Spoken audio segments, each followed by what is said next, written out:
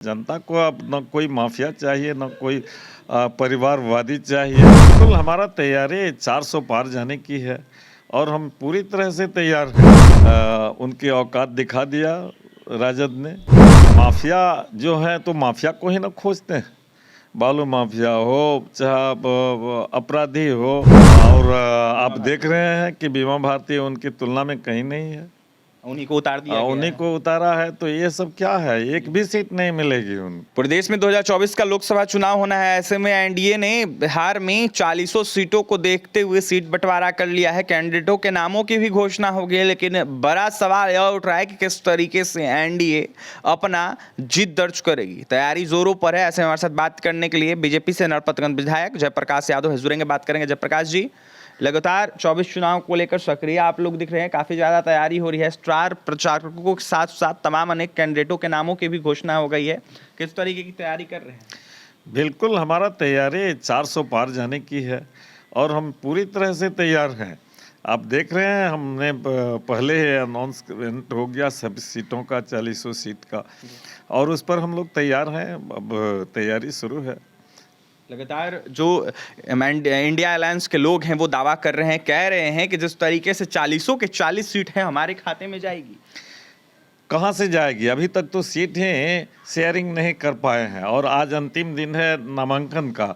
आज तक भी उनकी बैठक ही हो रही है, तो ऐसे में आप क्या, एक भी सीट उनको नहीं जा रही है। पप्पू यादव नाराज चल रहे हैं अपनी पार्टी का। उन्होंने बीते दिनों कांग्रेस में विलय किया था, जिसके बाद कांग्रेस पार्टी वो ज्वाइन किए थे।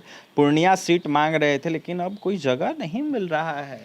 बिल्कुल नहीं, पप्पू यादव को तो उनकी औकात दिखा दिया राजद ने, और आप देख रहे हैं कि बीमा भारती उनकी तुलना में कहीं नहीं है। उन्हीं को उतार दिया गया उन्हीं है। को उतारा है, तो ये सब क्या है? एक भी सीट नहीं मिलेगी उनको। इसका मतलब ये है कि राजद बस ठगने का काम कर रही है। बिल्कुल, उनको अपना परिवार की चिंता है कि कोई दूसरा यादव आगे नहीं बढ़ जाए, कोई उनके यादवों पर एकाधिकार नहीं कर पावे।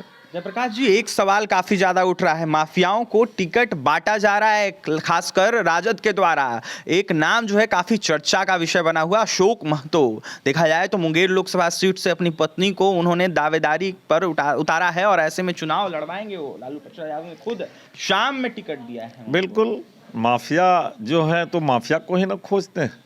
बालू माफिया हो चाहे अपराधी हो, जितने भी टिकट आप दिए हैं तो माफिया को खोज के ही दिया जा रहा है, और जनता सबको नकार चुकी है। जनता को अब न कोई माफिया चाहिए न कोई परिवारवादी चाहिए। जनता विकास को देख रही है और निश्चित रूप से हमारे माननीय प्रधानमंत्री जी के हाथों देश का विकास होना है। हर एक नागरिक उनके हाथों देश को सुरक्षित देख रहे हैं और अपना विकास भी देख रहे हैं, तो निश्चित रूप से हम 400 पार जाएंगे। तो क्या माना जाए, माफियाओं के द्वारा चुनाव जीतने की कोशिश की जा रही है? एकदम नाकामयाब साबित होगा।